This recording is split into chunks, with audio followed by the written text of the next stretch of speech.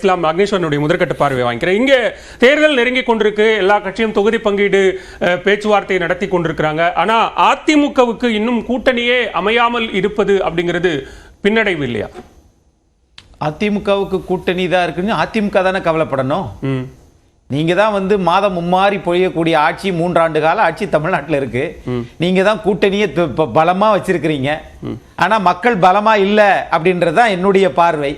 அப்படி இருக்கனால அந்த உள்கட்சி இது பண்றத அவங்க தனியா நின்றா என்ன? இங்க ஒரு விஷயம் பாருங்க, எவ்வளவு பெரிய ஒரு ஃபார்முலா, ஒரு சூத்திரத்தை திமுக கையாளுகிறது பாருங்களேன். பாரதிய ஜனதாவோடு அதிமுக இருந்தால் அது இஸ்லாமியர்களுக்கும் தாழ்த்தப்பட்டவர்களுக்கும் கிறிஸ்தவர்களுக்கும் எதிரான கூட்டணி. பாரதிய ஜனதாவை விட்டு அதிமுக வெளியேறியதற்கு பிறகு இன்னும் அவர்கள் நாளைக்கு அங்கு போய் சேர்ந்துருவாங்க. திமுக அப்படி 2024 2026 பாராளுமன்ற தேர்தலிலும் அதிமுக தீர்மானம் போட்டு எழுத்துப்பூர்வமா கொடுத்திருக்கு. இந்திய நாட்டில் ஒரு கட்சி அப்படி சொல்ல முடியுமா? அந்த அவசியம் அதிமுகவுக்கு இருந்தது இல்ல? அந்த அவசியம், அப்படி ஒரு தீர்மானம் போட வேண்டிய ஒரு அவசியம், கட்டாயம், நெருக்கடி அதிமுகவுக்கு இருந்தது இல்ல? அவங்களுக்கு அப்படியான ஒரு நெருக்கடி இல்ல. அவங்களுக்கு இல்ல. ஏன்னா இல்லன்றது சொல்றது அவங்களுக்கு நெருக்கடியே இல்ல. உங்களுக்கு இல்ல. நான் கேள்வி ஒன்றுதான், உங்களுக்கு அப்படியான ஒரு நெருக்கடி இருந்தது, அதனால் தீர்மானம் போட வேண்டிய ஒரு சூழல் ஏற்பட்டதா இல்லையா? தீர்மானம் போற அந்த கட்சி முடிவெடுக்க வேண்டியதுங்க. காங்கிரஸை விட்டு கூடா நட்பு கேடாய் முடியும் சொல்லிட்டு ஈழத்தை அழிச்சு முடிச்சு நீங்க மறுபடியும் வெளியே வந்து 2013 திரு அக்னீஸ்வரன் என்ன பண்றாருன்னா, சூர்யா ஒரு நிமிஷம், அக்னீஸ்வரன் திமுகவே பேசிட்டே இல்ல. இது அக்னீஸ்வரன் என்ன பண்றாருன்னா பதட்டப்படுறாரு. அதிமுக கூட்டணி ஏன் அதிமுக இன்னும் கூட்டணியே அமைக்கல, அது ஒரு பின்னடைவா அப்படின்னு கேட்டா நீங்க நேரடியா திமுகவுக்கு போயிடுறீங்க. அதிமுக பிரச்சனை, அதிமுக இல்ல, நான் நேரடியா கேக்குறேன். அதாவது திமுக இல்ல, நான் சொல்லிடுறேன். திமுக சிஏஏ பத்தி பேசலாம், அதை நீங்க அனுமதிப்பீங்க இல்ல? அத நான் சொல்றேன். நீங்க தாமதமா வந்தீங்க திரு அக்னீஸ்வரன். நான் கேட்டுட்டேன். இல்ல, நான் சொன்னேன் திரு எடப்பாடி பழனிசாமி அதற்கும் மறுப்பு தெரிவித்திருக்கிறார். நாங்களும் சிஏஏவை எதிர்க்கிறோம்னு இன்றைக்கு உடனடியாக பதிலடி கொடுத்தார், அறிக்கை கொடுத்தார். நான் சூர்யாட்ட சொன்னேன். அதத்தான் இப்ப சொல்ல வரேன். ஒரு தடவை தப்பு பண்ணா ஒரு தடவை தான் தண்டிக்க முடியும், இது சட்ட பார்வை.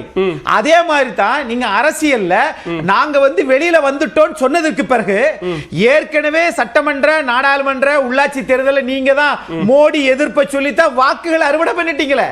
அப்போது நீங்கள் வாக்குகள் அறுவடை பண்ணும்போது நீங்க சொன்ன அந்த தண்டனை இந்த கடந்த கால தேர்தல்களுக்கு மக்கள் கொடுத்த தண்டனை அது பொருந்தாதா? அது திமுகவுக்கு 10 ஆண்டு காலம் கொடுத்தாங்கல்ல, அதனால கொடுத்த தண்டனையும் கூட. இப்ப நான் கேட்பது, நேரடியா அதிமுகவுக்கு நீங்க எதையுமே ஒத்துக்க மாட்டீங்களா? அக்செப்ட் பண்ணிக்க மாட்டேங்கிறீங்களா? எல்லாத்தையுமே ஒப்பீட்டு அளவிலேயே பேசுறீங்களே. இல்ல இது திமுகவினுடைய டிராமாவே தான். நான் நேரடியா கேக்குறேன், அதிமுக கூட்டணியில் யார்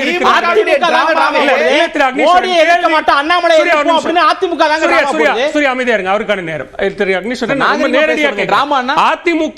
அதிமுக தலைமையில ஒரு மெகா கூட்டணி அமையும், வலுவான கூட்டணி அமையும் அப்படின்னு சொன்ன நேரத்தில் தேர்தல் நெருங்கி கொண்டிருக்கிறது. இதுவரை அதிமுக கூட்டணியில் யார் இருக்கிறார்கள்? அதிமுக கூட்டணியாக இருக்கிறதா அப்படிங்கிறது கேள்வி. அந்த கேள்விக்கு முன்னாடி தமிழ்நாட்டுடைய பாஜகவினுடைய தலைவர் அண்ணாவை பற்றி 1956 மதுரை மீனாட்சி பத்தி பேசினார்ல, கோயில்ல நடந்த சம்பவத்தை பத்தி. அதுக்கு அண்ணா உருவாக்கின கட்சி இன்னைக்கு யார்கிட்ட இருக்கு அது வேற விஷயம். அதை திரு RS பாரதி என்ற ஒற்றை மனிதரை தவிர, நாடாளுமன்ற உறுப்பினர் தவிர ஏன் திமுகவே எதுக்கலையே? அண்ணாமலையில நாங்க ஒரு ஆளாவே மதிக்கல, அண்ணாமலையில நாங்க ஒரு ஆளாவே மதிக்கல, நீங்க தான் காவடி தூக்க முடியாதுன்னு சொல்லிட்டு தெரியுறீங்க. சரி, இல்ல அக்னீஸ்வரன் நேரடியா நீங்க பதிலுக்கு முன்னாடின்னு சொன்னீங்க, பதில சொல்லிருங்க, நம்ம அடுத்த சுற்றுக்கு போலாம். ஒட்டுமொத்த திமுகவும் கலைஞருடைய காவடி தூக்குறது சரியா சார்? நீங்க காவடி தூக்குறது கட்சியா காவடி தூக்குறது நீங்க சொல்லுங்க. இல்ல இன்னைக்கு சொன்னது காவடி தூக்குறது நோக்கமே இல்ல. அத நீங்க கண்டிக்கலாம் சார். அத கண்டிச்சீங்களா?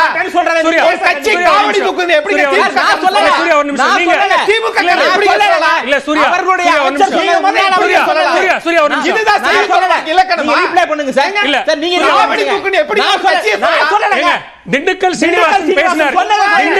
திண்டுக்கல் சீனிவாசன் பேசினதா அவர் சொன்னார். திண்டுக்கல் சீனிவாசன் பேசினதா அவர் சொன்னார். அவருக்கு காவடி தூக்க முடியாது, எங்களால் அதிமுகவால் திரு அண்ணாமலைக்கு காவடி தூக்க முடியாதுன்னு பேசினது திண்டுக்கல் சீனிவாசன். அதைத்தான் அவர் சொன்னாரு. என்னுடைய கேள்வி நேரடியானது, அதிமுகவுடன் இப்போது யார் இருக்கிறார்கள்? அதுக்கான பதில நான் கூட்டணியில இருக்கக்கூடிய கட்சிகள் யார் யார், அதுக்கான பதில் சொல்லிட்டீங்கன்னா நம்ம அடுத்த சுற்றுக்கு போலாம். சார், கூட்டணி இருக்கக்கூடிய கட்சிகள் யார் யாருன்னு கட்சியினுடைய பொதுச் செயலாளர் தாங்க அறிவிப்பாரு. அந்த 2014 இதே கட்சி வந்து தனியா தானே நின்றுச்சு. அப்ப யார் யார் நின்றாங்கன்னு அன்னைக்கு செல்வி ஜெயலலிதா பத்தி கேட்டோமா? கூட்டணி கேட்க முடியல. கூட்டணி வார்த்தை இப்பயும் இல்ல. கூட்டணிக்கான சும்மா கூட்டணிக்கான போறது பூரா நாடகம். பேச கூட இல்ல சார், நாடகம் போட்டுச்சு. அண்ணாமலை காவடி தூக்க முடியாத நாடகத்துக்கு அளவே இல்ல. திமுக நாடகம் போட்டு இல்ல. சூர்யா, நான் அவருக்கு பதில் மட்டும் வாங்கிக்கிறேன். தயவு செய்து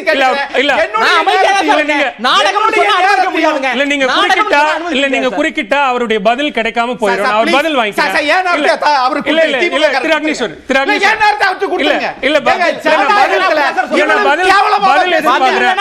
பதில் எதிர்பார்க்கிறேன்.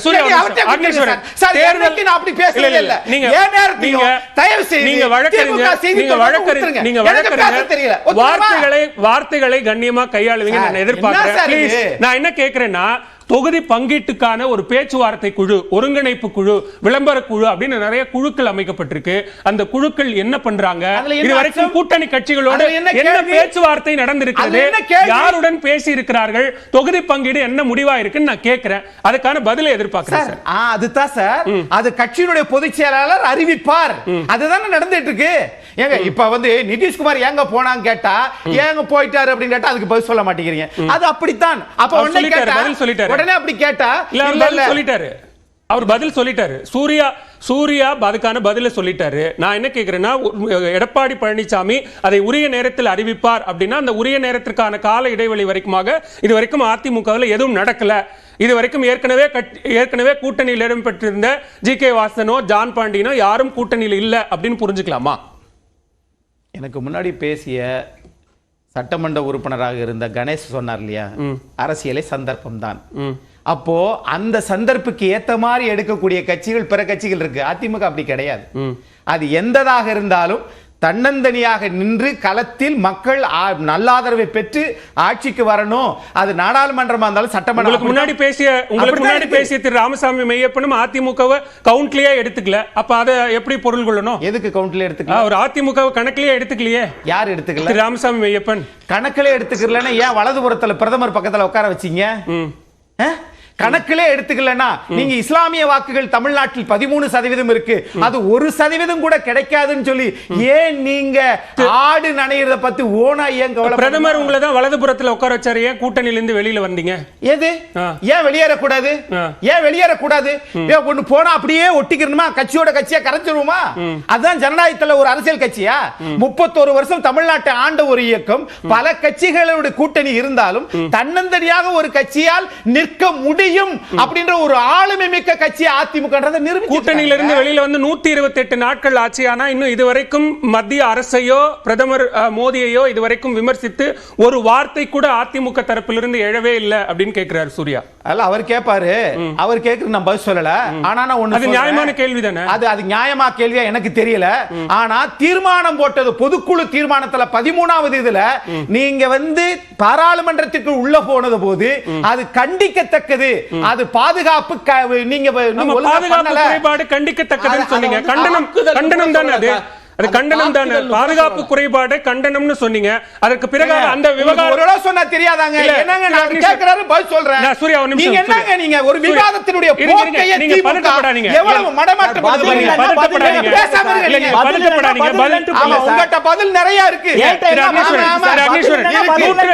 146 உறுப்பினர்கள் சஸ்பெண்ட் செய்யப்பட்ட போது அதற்கு ஏதாவது எதிர்வினை ஆட்சியதா அதிமுக? ஒரு நெறியாளர்னா ஒரு அரங்கத்துல ஒரு நெறியாளர் தான் இருக்கணும். சரி, நான் அவர்கிட்ட சொல்லிட்டேன். 10 நெறியாளருக்கு நான் பதில் சொல்ல முடியாது. அப்படிலாம் இல்ல. நீங்க பதில் கேக்குறதுக்கு நான் பதில் சொல்றேன். நான் தான் கேக்குறேன், நீங்க தான் பதில் சொல்லுங்க. அவருக்கு நான் சொல்லிட்டேன்.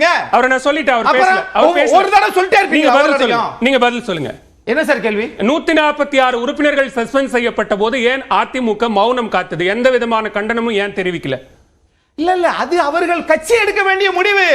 நீங்க அது ஏன் எடுக்கலனா என்ஆர்சி ஏன் கொண்டு வந்தீங்க அப்படின்னு கேட்டாலும் அப்ப நீங்க சொல்றீங்க. இப்ப ஏன் எடுக்கல அப்படின்னா கட்சி எடுக்கக்கூடிய முடிவு.